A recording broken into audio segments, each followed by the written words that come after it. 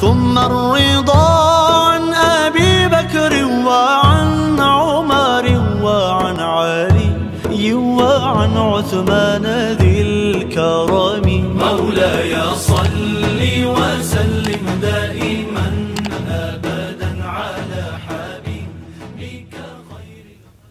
ये उम्मत मुस्लिमा का तज़किरा फरमाया गया।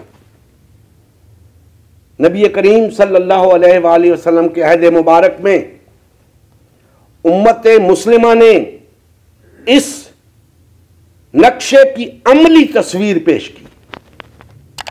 यह नक्शा तौरात में बयान हुआ, इंजील में बयान हुआ, लेकिन इसकी अमली तफसीर नबी करीम सल्लल्लाहु अलैहि वसल्लम के अहद मुबारक में सहाबा कराम ने पेश की।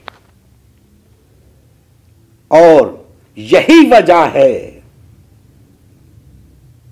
कि आप और आपकी जमात की इस जिद्दोजहद की वजह से अल्लाह का दीन गालिब आया। रुए जमीन के ऊपर अल्लाह की हाकमियत कायम हुई। वो थोड़े से थे, लेकिन एक जमात थे, उन उसूलों पर कारबंद थे जो उस जमात के लिए लाजिम थे, इसीलिए कामयाब हो गए। आज उसूल मौजूद हैं, उनकी पाबंदी करने वाला कोई नहीं, उन पर चलने वाला कोई नहीं। उस वक्त जो थे सब के सब उन उसूल के पाबंद थे। आज 1.5-2 अरब हैं, उन उसूल की पाबंदी करने वाला कोई नहीं, इसीलिए वो जमात ही नहीं रही। अगर उस जमात को बहाल और फ़आल करना है, अगर उम्मत मुस्लिमा की तश्कील नौ करनी है,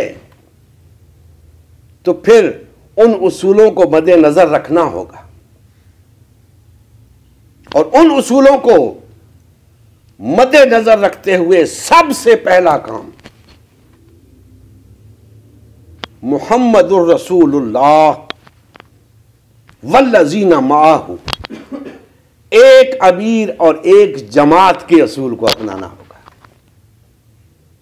एक अमीर और एक जमात के असूल को अपनाना होगा, मुत्तहिद होना होगा, वहदत इख्तियार करनी होगी, तब ये आयत मुबारका के मिस्दाक बन सकेंगे हम। आज मुहम्मदुर रसूलुल्लाह वल्लज़ीना माअहू का क्या मतलब है? एक जमात और एक अमीर। नबी करीम सल्लल्लाहु अलैहि वसल्लम उस जमात के अमीर थे जिसको वल्लज़ीना माअहू कहकर खिताब किया गया। और उस जमात ने अपने अमीर और अपने इमाम की क़यादत में वो काम कर दिखाया जो रहती दुनिया तक बेमिसाल रहेगा। वो अजीम इनकलाब बपा किया कि आज अगर कोई इनकलाब बपा होता है तो उसे सामने रखे बगैर नहीं हो सकता। आज अपनी जिद्दोजहद के लिए लोग वहां से उसूल लेते हैं, लेकिन अफसोस कि हम मुसलमान 1.5-2 अरब मुसलमान उस निजाम को नाकाबिले अमल समझते हैं। जो जिद्दोजहद अल्लाह के इज़्न से, अल्लाह के रसूल और आपकी जमात ने की, और जिस जिद्दोजहद के नतीजे में दुनिया का नक्शा बदल गया, रुए जमीन के ऊपर अल्लाह की हाकमियत कायम हुई, हम उस जिद्दोजहद को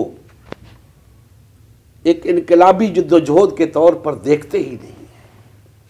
हम उसे महज इत्तेफाक समझते हैं। दोस्तान मोहतरम, जब तक हम उन उसूलों को मद्देनजर नहीं रखेंगे और कुरान मजीद की हिदायत की रोशनी में एक अमीर और एक जमात के उसूल को नहीं अपनाएंगे, उस वक्त तक ना तो हमारे अंदर वो सिफात पैदा हो सकती हैं जो इस आयत मुकद्दसा के अंदर बयान हुई, और ना हमें वो इनाम मिल सकता है जो इस आयत मुकद्दसा के अंदर बयान हुआ। वो वादा फिर हमारे साथ नहीं, वो फिर उन्हीं लोगों के साथ था जिन्होंने इन उसूलों की पाबंदी करके वो काम कर दिखाया जिसके नतीजे में अल्लाह पाक ने उन्हें यह इनाम अता फरमाया।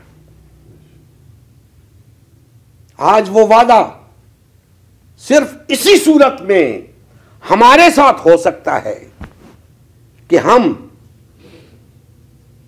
अल्लाह के रसूल सल्लल्लाहु अलैहि वसल्लम की सुन्नत मुबारका के मुताबिक एक जमात और एक अमीर के उसूल को अपना लें, हम अपनी वफादारियां मुज्तमे कर लें।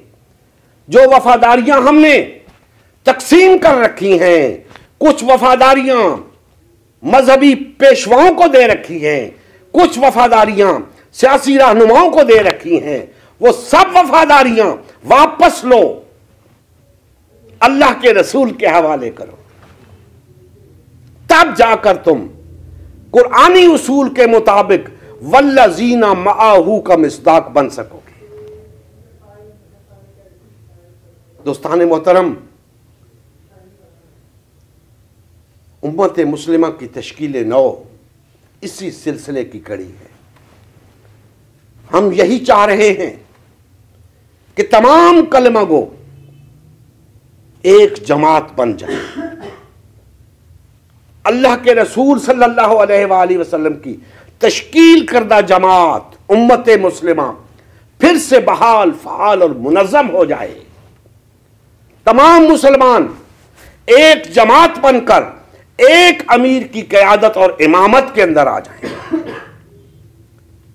और जब यह काम हो जाएगा तो हम इस आयत के मिस्दाक करार पाएंगे।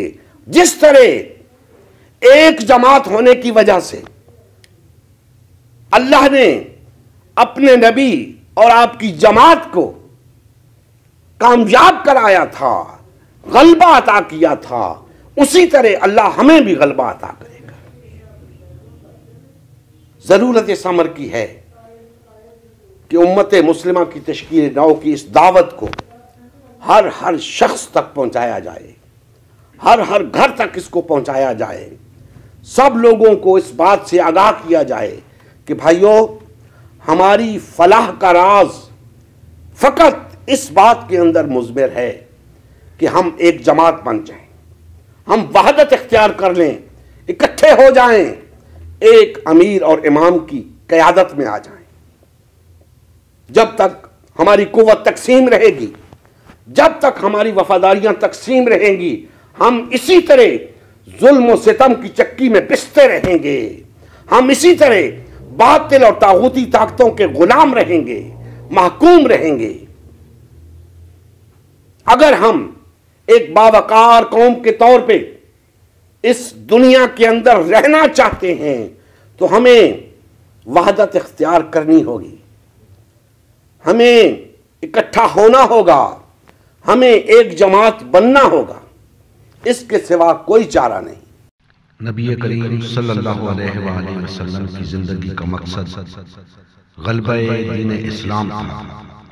इस मकसद के हुसूल के लिए उम्मत मुस्लिमा की तश्कील हुई। उम्मत मुस्लिमा ने नबी करीम सल्लल्लाहु अलैहि वसल्लम की सयादत व क़यादत में इस्लाम को गालिब व नाफिज किया। जब तक उम्मत मुस्लिमा में वहदत रही, इस्लाम का गलबा बरकरार रहा। जैसे ही उम्मत मुस्लिमा में तफरका रूनुमा होना शुरू हुआ, यानी पार्टीबाजी शुरू हुई, इस्लाम का गलबा जाता रहा। आज गलबे दीन इस्लाम की बहाली की वाहिद सूरत उम्मत मुस्लिमा की तश्कील नौ है। अल्हम्दुलिल्लाह, हमने गलबे दीन इस्लाम की बहाली के लिए अल्लाह और उसके रसूल सल्लल्लाहु अलैहि वसल्लम की जमात उम्मत मुस्लिमा को बहाल और फ़आल करने का बीड़ा उठाया है। ये फकत हमारा ही नहीं बल्कि तमाम कलमगो अफराद का अव्वलीन फरीज़ा है कि हर किस्म के बातिल और तागूती निज़ाम के खिलाफ उठ खड़े और गलबे दीन इस्लाम की बहाली के लिए फिर कवारियत और पार्टीबाजी से किनारा कश होकर सिर्फ और सिर्फ उम्मत मुस्लिमा को बहाल और फ़आल करने में अपना तन मन धन लगाए। आइए इस मिशन का हिस्सा बनकर दीनी गैरत और हमीयत का सबूत देते हुए अपना फर्ज मनसबी अदा कीजिए। मजीद तफसील के लिए हमारा यूट्यूब चैनल उम्मत मुस्लिमा सब्सक्राइब कीजिए। हमारा फेसबुक पेज उम्मत मुस्लिमा की तश्कील नौ लाइक कीजिए। इस पैगाम को ज्यादा से ज्यादा शेयर कीजिए। सवाल और जवाब या फीडबैक के लिए हमारा व्हाट्सएप ग्रुप या मैसेंजर ग्रुप ज्वाइन कीजिए या इस नंबर पर राब्ता कीजिए। नंबर और तमाम लिंक्स डिस्क्रिप्शन में भी मौजूद हैं। जज़ाकुमुल्लाहु खैर।